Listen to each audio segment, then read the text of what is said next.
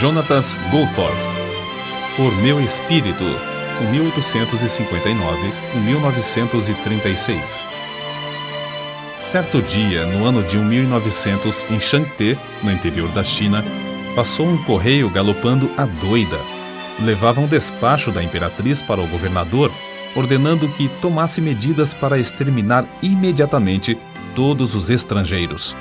Na horrenda carnificina que se seguiu, Jonatas Goldthorpe, com sua esposa e filhinhos, foram cercados por milhares de boxers, determinados a tirar-lhes a vida.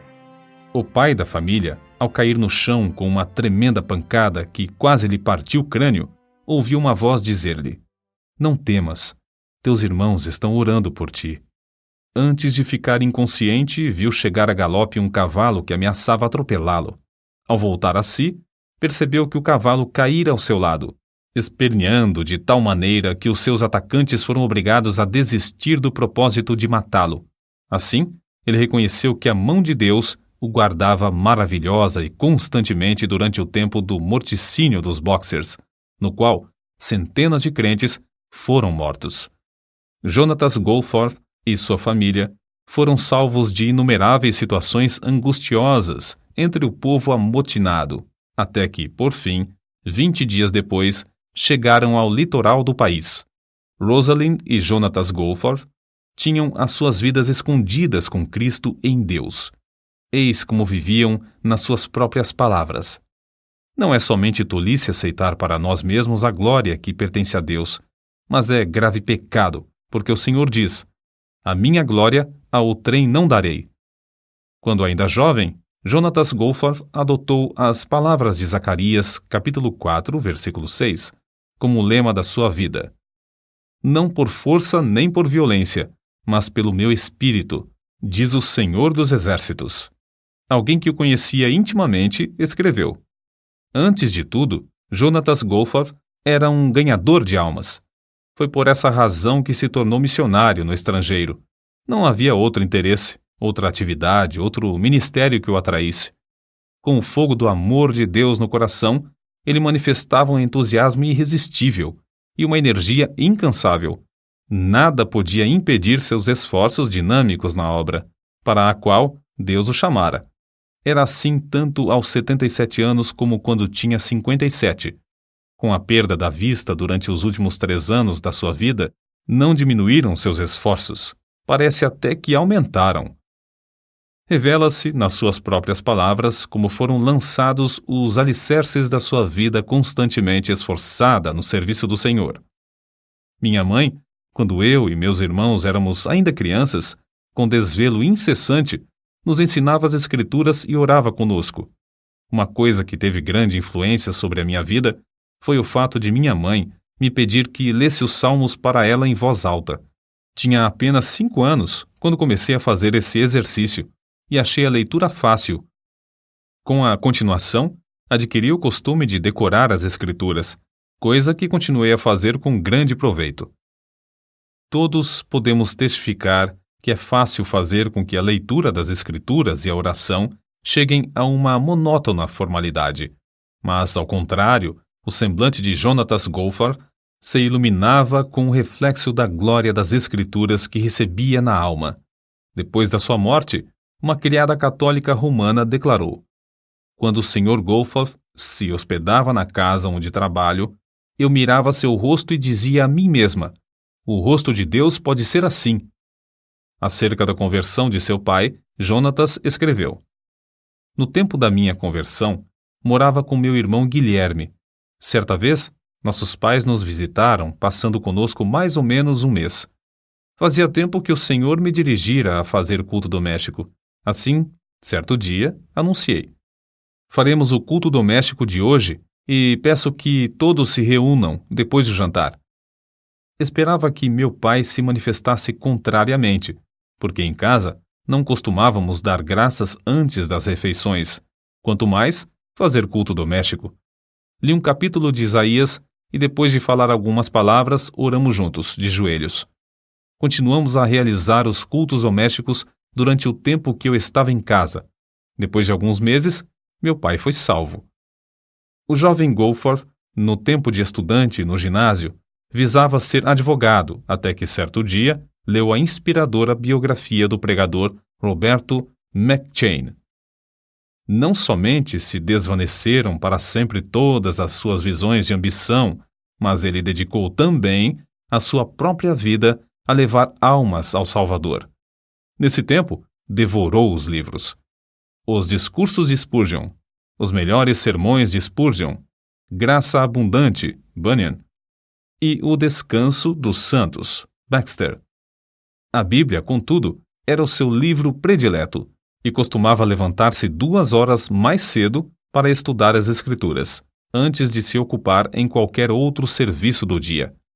Acerca da sua chamada nesse tempo, ele escreveu: apesar de sentir-me dirigido ao ministério da palavra, recusava terminantemente ser missionário no estrangeiro. Mas um colega me convidou a assistir à reunião de um missionário que fez o seguinte apelo: faz 2 anos que passo de cidade em cidade contando a situação de Formosa e rogando que algum jovem se ofereça para me auxiliar. Mas parece que não consegui transmitir com êxito a visão a nenhum. Volto então sozinho. Dentro de pouco tempo, meus ossos estarão embranquecendo na encosta de um morro em Formosa. Quebranta meu coração saber que nenhum moço se sente dirigido a continuar o trabalho que iniciei. Ao ouvir essas palavras, senti-me vencido pela vergonha. Se o chão tivesse me engolido, teria sido um alívio.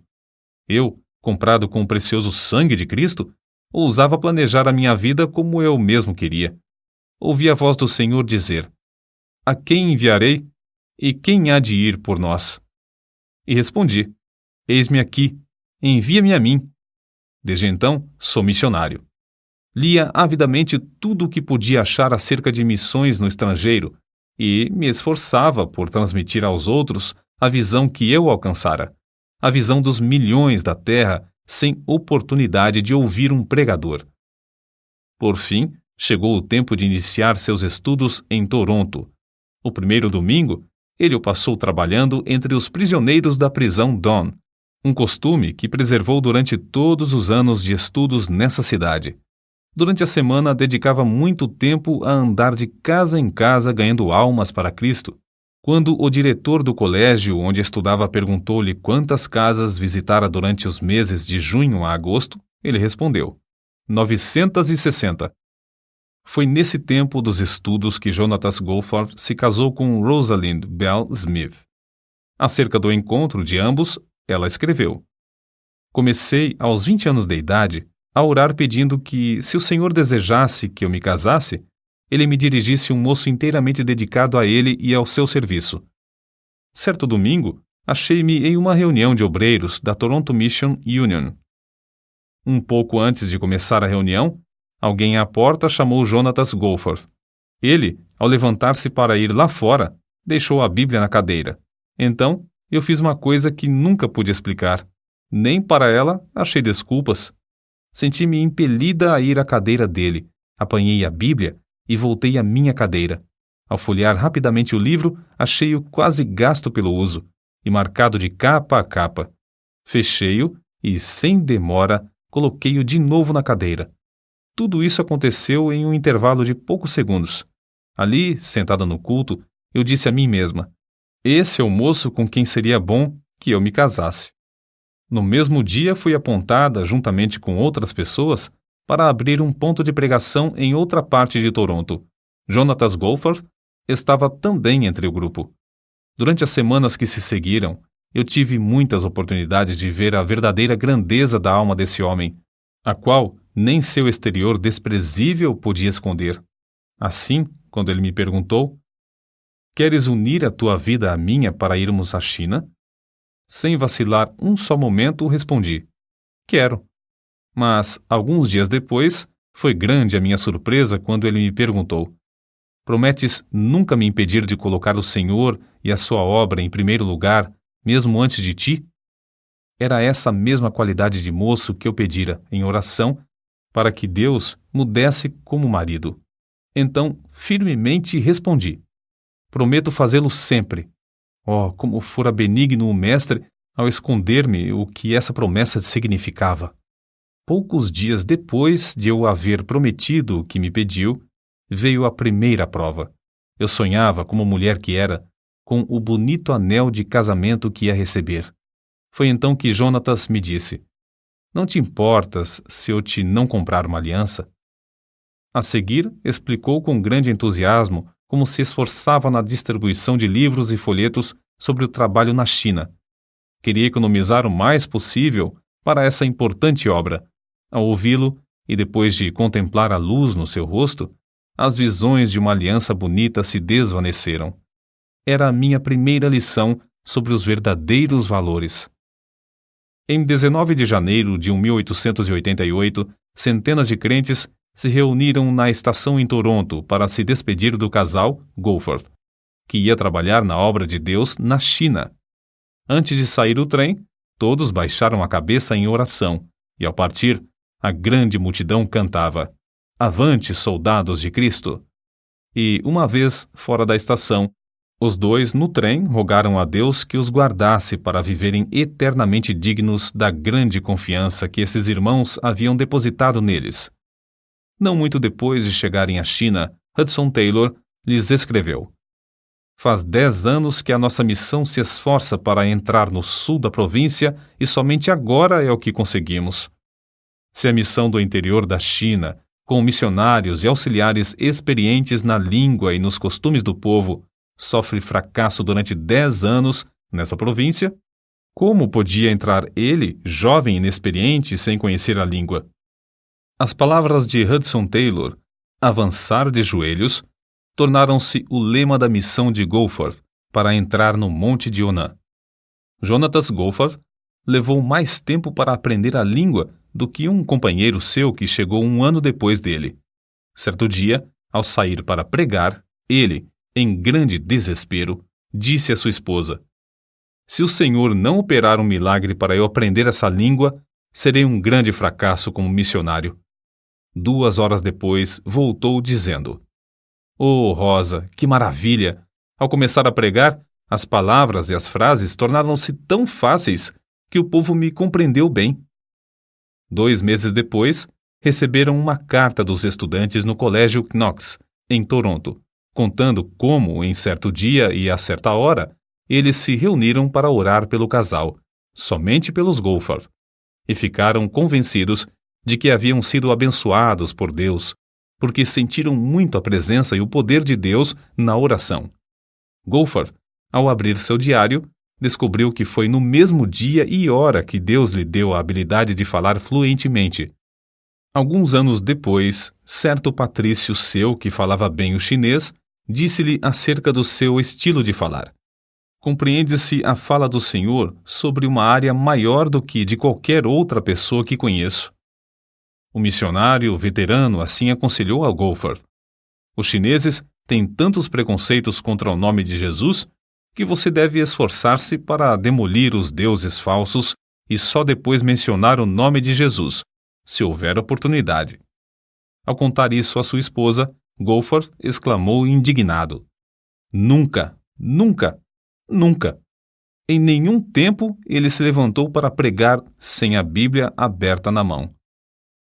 Quando, alguns anos depois, os missionários novatos lhe perguntaram o segredo do fruto extraordinário do seu ministério, ele respondeu: "Deixo Deus falar às almas dos ouvintes por intermédio da sua própria palavra. Meu único segredo era tocar no coração dos mais vis pecadores até mostrar-lhes as suas necessidades e pregar-lhes o Salvador poderoso para os salvar." Esse era o segredo de Lutero. Era o segredo de John Wesley, e ninguém se aproveitou mais dele do que Dwight Lyman Moody. Para manejar a espada do Espírito com grande execução, Goforth a afiava, estudando-a diariamente, sem falhar. Em vez de falar contra os ídolos, ele exaltava Cristo crucificado. Isso atraía os pecadores a deixarem as suas vaidades. Em 1896, ele escreveu: "Depois de chegar a Shanté, há 5 meses, o poder do Espírito Santo se manifesta quase diariamente para nos alegrar. Durante esses meses, um total de mais de 25.000 homens e mulheres nos visitaram em casa, e todos ouviram a pregação do Evangelho. Pregamos, em média, 8 horas por dia. Há, às vezes, mais de 50 mulheres de uma vez no terraço. Ele pregava aos homens enquanto a sua esposa pregava às mulheres. Quase todas as vezes que apresentamos Cristo como Redentor e Salvador, o Espírito Santo salva alguém, e às vezes 10 a 20 pessoas. Contudo, não se deve pensar que esses missionários escaparam de grandes tribulações. Não muito depois de chegarem à China, um incêndio destruiu todas as suas possessões terrestres. O calor do verão era tão intenso que sua primogênita, Gertrude, faleceu, sendo necessário levar o cadáver a uma distância de 75 quilômetros, a um lugar onde se permitia enterrar os estrangeiros. Quando faleceu outro filhinho, Donald, foi necessário fazer de novo a mesma longa viagem com os restos mortais. Depois de passarem 12 anos na China, as águas de uma enchente subiram à altura de 2 metros dentro da casa e eles novamente perderam tudo quanto tinham.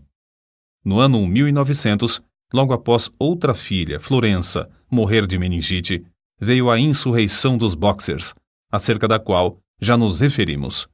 No levante dos Boxers, muitas centenas de missionários e crentes foram brutalmente mortos. Só a mão de Deus os guiou e os sustentou na fuga de Shanté, já que foi preciso enfrentar uma viagem de 1.500 quilômetros, em tempo de intenso calor e de doença, em um dos 4 filhos. Inúmeras vezes foram cercados pelas multidões que clamavam: "Matai-os! Matai-os!" Uma vez, a multidão enfurecida arremessou pedras tão grandes que quebraram a espinha dos cavalos que puxavam a carroça, mas todas as pessoas do grupo escaparam. Goforth levou vários golpes de espada, um dos quais atingiu o osso do braço esquerdo, quando o ergueu para defender a cabeça. Apesar de o grosso capacete que tinha na cabeça ficar quase inteiramente cortado em pedaços, ele conseguiu manter-se em pé, até que recebeu um golpe que, por pouco, não lhe partiu o crânio. Mas Deus não permitiu que a mão dos homens os destruíssem, porque ainda tinha uma grande obra para fazer na China por intermédio desses servos. Assim, sem poder cuidar das feridas e com as roupas ensanguentadas, o grupo enfrentava as multidões furiosas, dia após dia, até alcançar Xangai. De lá, a família embarcou em um navio para o Canadá. Logo que diminuiu o perigo na China, os nossos incansáveis heróis estavam novamente ocupados no trabalho em Shanté. A região foi dividida em 3. A parte que caiu, em sorte, a Goforth, foi o vasto território ao norte da cidade, com inúmeras vilas e povoados. O plano de Goforth era alugar uma casa em um centro importante, passar um mês evangelizando e depois mudar-se para outro centro. Queria que a sua esposa pregasse no pátio da casa de dia enquanto ele e seus auxiliares pregavam nas ruas e nos povoados ao redor. À noite, faziam os cultos juntos, ela tocando o harmônio. No fim do mês, podiam deixar um dos auxiliares discipulando os novos convertidos, enquanto o grupo passava para outro centro. Acerca desse plano, a esposa de Goforth escreveu: "De fato, o plano foi bem concebido, a não ser por uma coisa. Não se lembrou dos filhos que perdemos. Lembrei-me de como os meninos com varíola em Ropei me cercaram quando segurava a criança no colo. Lembrei-me das 4 covas de nossos pequeninos. E endureci o coração, como pederneira, contra o plano. Como meu marido suplicava dia após dia: Rosa, por certo, o plano é de Deus, e receio que possa acontecer aos filhos se desobedecermos. O lugar mais seguro para ti e os filhos é no caminho da obediência. Pensas em guardar os filhos seguros em casa, mas Deus pode mostrar-te que não podes. Contudo, Ele guardará os filhos se obedecer-lhes, confiando nele." Não muito depois, Wallace caiu doente de disenteria asiática, e por 15 dias lutamos para salvar a criança. Meu marido me disse: "Oh, Rosa, cede a Deus antes de perder tudo." Mas parecia-me que Jonatas era duro e cruel. Então nossa filha Constância caiu enferma da mesma doença. Deus revelou-se a mim como um pai em quem eu podia confiar para conservar os meus filhos. Baixei a cabeça e disse: Ó Deus, é tarde demais para a constância, mas confio em ti. Guarda os meus filhos. Irei aonde quer que me mandes. Na tarde do dia em que a criança faleceu, mandei chamar a senhora Wang, uma crente fervorosa e amada, e lhe disse: Não posso contar-lhe tudo agora, mas estou resolvida a acompanhar meu marido nas viagens de evangelização. Quer ir comigo? Com lágrimas nos olhos, ela respondeu: Não posso, pois a menina pode adoecer sob tais condições. Não querendo insistir, pedi que ela orasse e me respondesse depois. No dia seguinte, ela voltou com os olhos cheios de lágrimas e, com um sorriso, disse: Irei com vocês. Grifo do autor. É coisa notável que não tenha falecido mais nenhum filho dos Goforth na China, apesar dos muitos anos que passaram na vida nômade de evangelização. Goforth observou tão fielmente seu costume de levantar-se às 5 horas para a oração e estudo das Escrituras, como quando estava em casa, em Chanté. Geralmente, para o estudo, tinha de ficar em pé diante da janela, com as costas viradas para a família. Acerca da obra em Chanté, são de Goforth essas palavras: Nos primeiros anos de meu trabalho na China, contentava-me com a lembrança de que sempre há a sementeira antes da colheita. Mas já eram passados mais de 13 anos e a colheita parecia ainda distante. Tinha certeza de que haveria uma coisa melhor para mim, se eu tivesse a visão e a fé necessárias para adquiri-la. Estavam constantemente perante mim as palavras do Mestre em João capítulo 14, versículo 12. Na verdade vos digo que aquele que crê em mim também fará as obras que eu faço, e as fará maiores do que estas, porque eu vou para meu Pai. E sentia profundamente como, no meu ministério, faltavam as maiores obras. No ano de 1905, Jonatas Goforth leu na autobiografia de Carlos Finney que um lavrador podia, com muita razão, orar pedindo uma colheita material independentemente de se cumprirem as leis da natureza, assim como os crentes podem esperar uma grande colheita de almas sem se cumprirem as leis que governam a colheita espiritual. Resolveu, então, saber quais eram essas leis, e decidiu-se a cumpri-las a qualquer preço. Fez um estudo a fundo e de joelhos sobre o Espírito Santo e escreveu as notas nas margens da sua Bíblia chinesa. Quando começou a ensinar essas lições aos crentes, houve grande quebrantamento, com confissão de pecados. Foi na grande exposição idólatra de Sun Yat-sen que Deus, primeiramente, mostrou seu grande poder no ministério de Goforth. Durante o sermão, um obreiro exclamou em voz baixa: Esse povo está tão comovido pela pregação como a multidão no dia de Pentecostes pelo sermão de Pedro.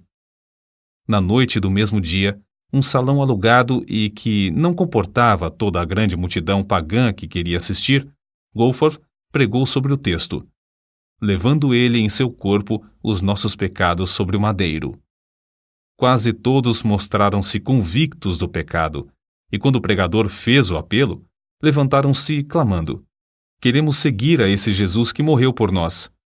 Um dos obreiros presentes assim expressou o que viu: Irmão, aquele a quem oramos durante tanto tempo para que viesse, veio de fato esta noite. Nos dias que se seguiram, pecadores foram salvos em todos os pontos de pregação e em todos os cultos.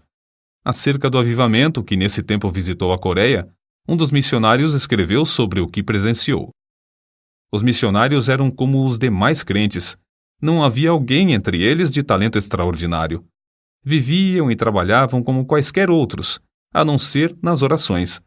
Nunca senti a presença divina como a senti nos seus rogos a Deus. Parecia que esses missionários nos levavam ao próprio trono no céu. Fiquei muito impressionado também ao ver como o avivamento era prático. Havia dezenas de milhares de homens e mulheres transformados completamente pelo fogo divino. Grandes templos, com assentos para 1.500 pessoas, ficavam superlotados. Era necessário realizar um culto para os homens e, em seguida, outro para as mulheres, a fim de que todos pudessem assistir. Em todos ardia o desejo de espalhar as boas novas. Crianças se aproximavam das pessoas que passavam pelas ruas, rogando-lhes que aceitassem a Cristo por seu Salvador. A pobreza do povo da Coreia era conhecida em todo o mundo. Contudo, havia tanta liberdade nas ofertas que os missionários não queriam ensinar mais sobre o dever de contribuir. Havia grande dedicação à Bíblia, quase todos levando um exemplar no bolso. E o maravilhoso espírito de oração permeava tudo. Ao voltar da Coreia, Goforth foi chamado à Manchúria. Mais tarde, ele escreveu: "Quando iniciei a longa viagem, estava convicto de que eu tinha uma mensagem de Deus para entregar àquele povo, mas não tinha ideia de como presidir a um avivamento. Sabia pronunciar um discurso e sabia levar o povo a orar, porém, nada mais sabia do que isso." Goforth teve um grande desapontamento ao chegar à Manchúria. Os crentes não oravam como lhe prometeram fazer e a igreja estava dividida. Depois do primeiro culto, ele, sozinho no seu quarto, caiu de joelhos em desespero. E Deus respondeu à sua insistência, enviando tão grande desejo de oração às igrejas e tão profunda contrição pelo pecado, que elas não somente foram purificadas de toda classe de pecado, inclusive dos mais horrendos crimes, mas os perdidos, em grande número, vinham e eram salvos. A senha do avivamento do ano de 1859 foi: "Necessário vos é nascer de novo." E a de 1870, "Crê no Senhor Jesus." Mas a meta de Goforth era: "Não por força nem por violência, mas pelo meu espírito."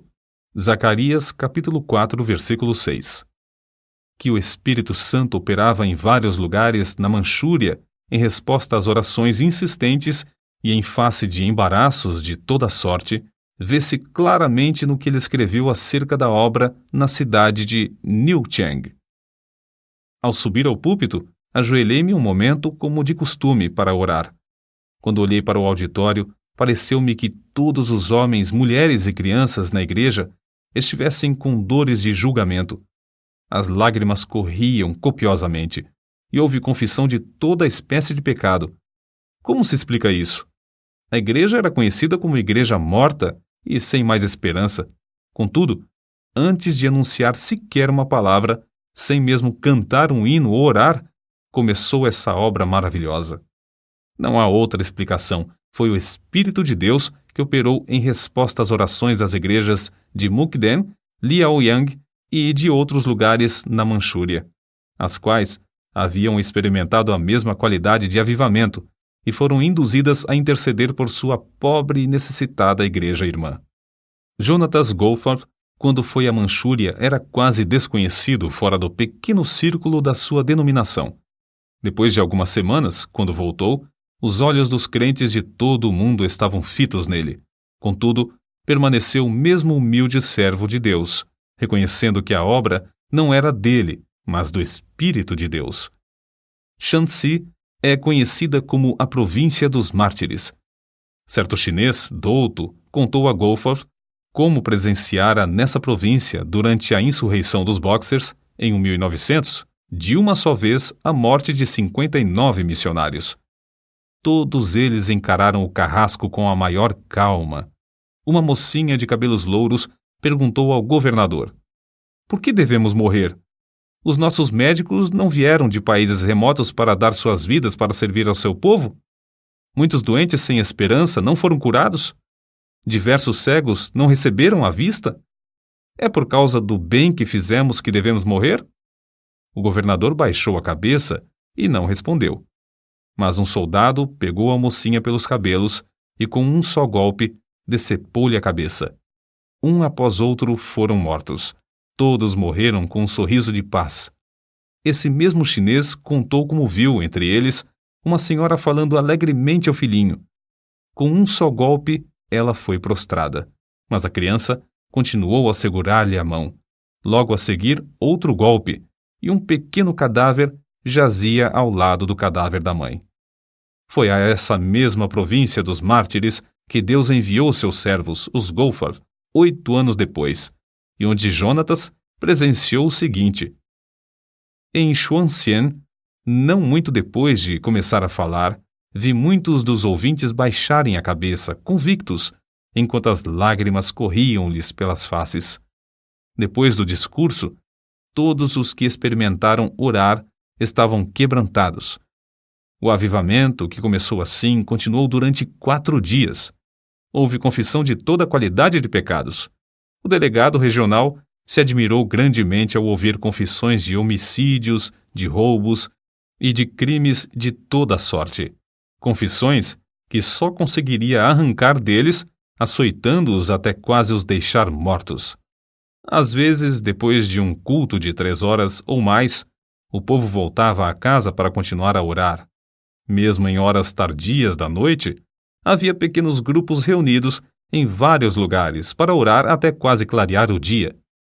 No colégio de moças em Shuvu, na mesma província dos mártires, as alunas insistiram para que lhes concedessem tempo para jejuar e orar. No dia seguinte, quando se reuniram de manhã para a oração, o Espírito caiu sobre elas e ficaram de joelhos até a tarde desse dia. Das centenas de exemplos evidentes da operação poderosa do Espírito Santo nos corações, dentre muitos outros lugares, citaremos aqui apenas os seguintes. Xangté. Quase 700 pessoas estiveram presentes pela manhã. Havia um fervor de homens se esforçando para ir à frente, de modo que Goforth só conseguiu pregar à tarde. O culto era contínuo, prolongava-se o dia inteiro, com intervalos para as refeições. Guangzhou. A igreja, com assentos para 1.400 ouvintes, não comportava as multidões. O Espírito Santo veio com poder extraordinário. Havia, às vezes, centenas de pecadores contritos chorando. 2 endemoniados foram libertos e se tornaram crentes fervorosos na obra de Deus. Em 4 anos, o número dos salvos aumentou de 2.000 para 8.000. Xuntefu. Inesperadamente, uma dúzia de homens começou a orar e a chorar, sem poder resistir ao poder do Espírito Santo. Velhos discípulos de Confúcio vinham à frente, quebrantados e humilhados, para confessar a Cristo como seu Senhor.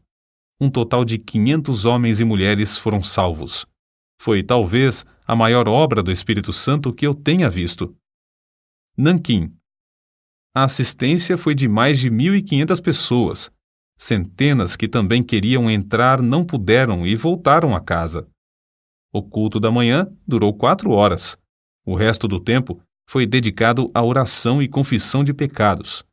A massa de pessoas que desejava chegar ao estrado para confessar seus pecados foi tão grande que se tornou necessário construir outra escada.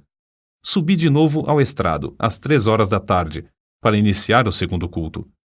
Centenas de pessoas, nesse momento, começaram a vir à frente, e por isso eu não pude pregar. Às 9 horas da noite, 6 horas depois de iniciar o culto, fui obrigado a me retirar e embarcar para Pequim, onde os crentes me esperavam para outra série de cultos. Shantung. O avivamento foi tão grande que cerca de 3.000 membros foram acrescentados à igreja em 3 anos.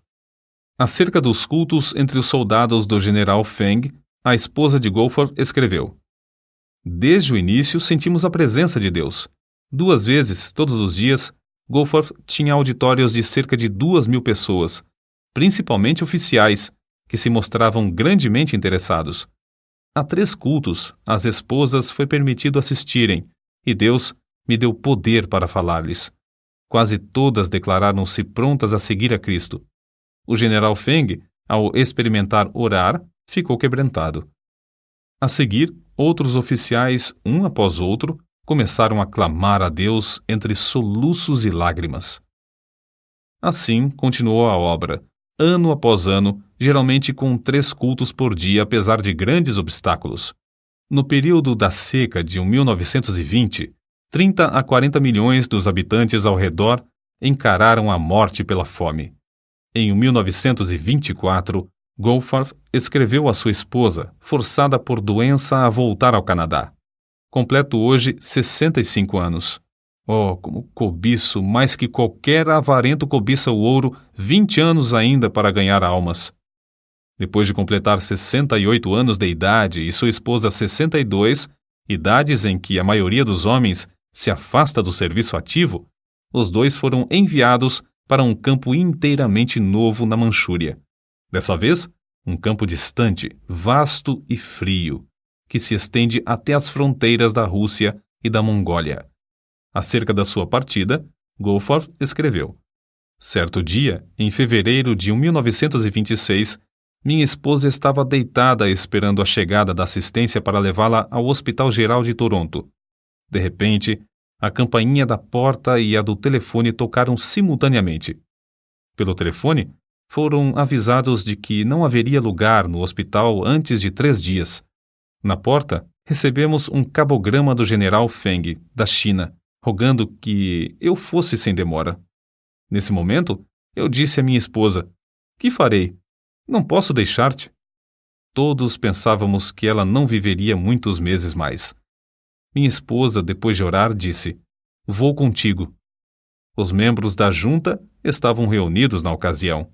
Apresentei-lhes o cabograma do general Feng e concordaram que eu fosse. Mas quando os informaram de que minha esposa queria acompanhar-me, mostraram-se horrorizados, respondendo que ela morreria no caminho. Então eu lhes disse: os irmãos não conhecem essa mulher como eu. Quando ela diz que vai, ela vai. Assim, concordaram em que ela fosse.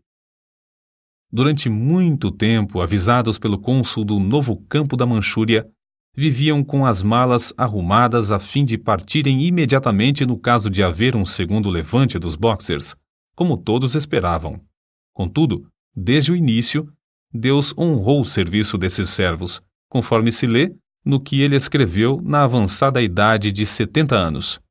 Realizavam-se 3 horas de pregação de manhã pelo grupo de missionários e 4 horas à tarde. Desde o primeiro dia, houve conversões. Às vezes, 12 em um só dia. Grande foi o nosso gozo ao vermos cerca de 200 pessoas aceitarem a Cristo durante o mês de maio.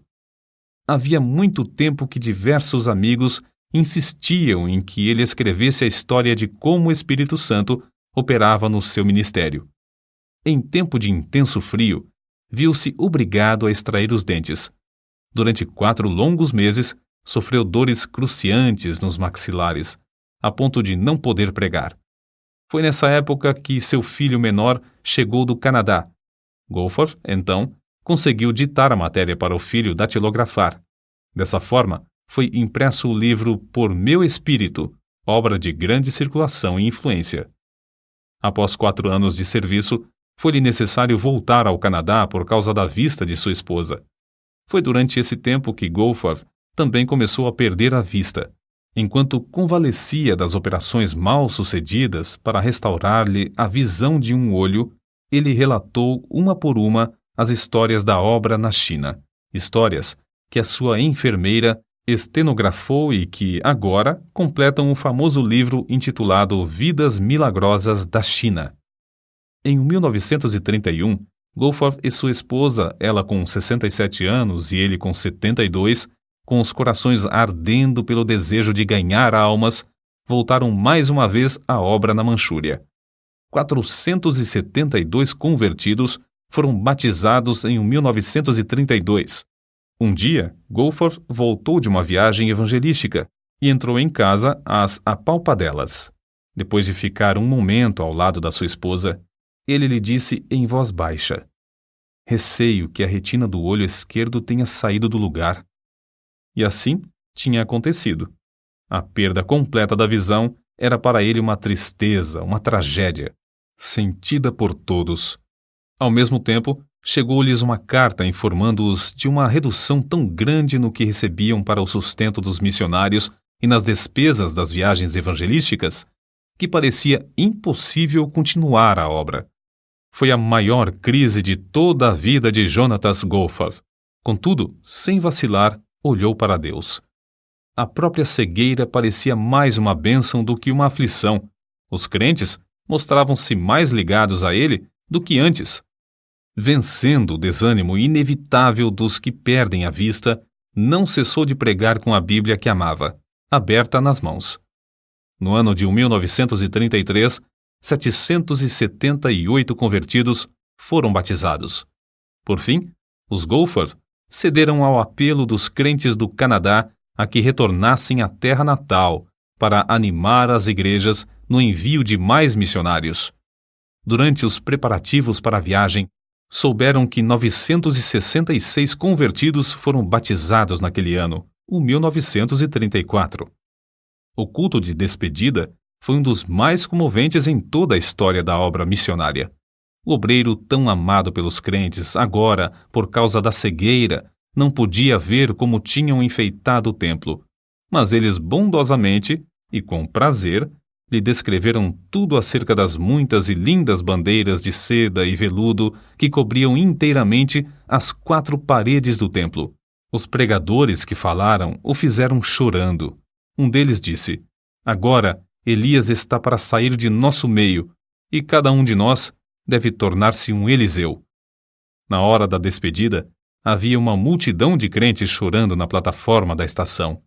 Goforth, sentado diante da janela do trem, com o rosto virado para aqueles crentes que tanto amava, mas não podia ver, continuava a fazer-lhes sinais com a cabeça, de vez em quando levantando os olhos para cima, indicando assim a bendita esperança de uma reunião no céu.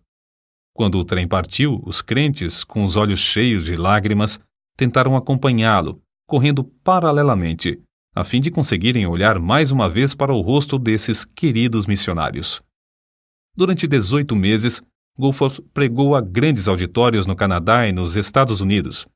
Dia após dia, esse veterano estava em pé diante desses auditórios, com a sua amada Bíblia aberta nas mãos. Abria o livro aproximadamente na página que desejava e citava as passagens de cor durante o sermão.